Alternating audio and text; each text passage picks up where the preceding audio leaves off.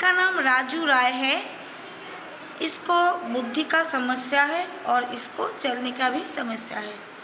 कोई चीज़ पकड़ने में भी इसको समस्या होते हैं। राजू जब दुकान में जाता है तब वो कोई चीज़ जब लाता है तब वो ये बैग यूज़ करता है।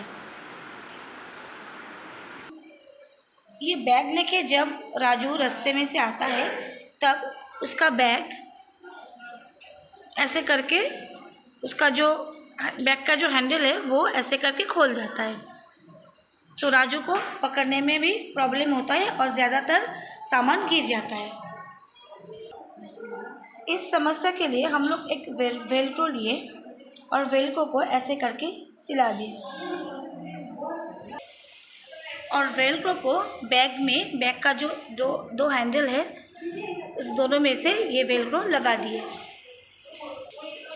अभी राजू बहुत आसानी से बैग पकड़ पाता है और उसका बैग का जो दो हैंडल है अभी वेल्क्रो की मदद से वो ठीक से पकड़ पाता है और हाथ से भी उसका बैग का जो हैंडल है वो नहीं छूट जाता है। Break Free Solutions, brought to you by Project Discovery, supported by Enable India and Google.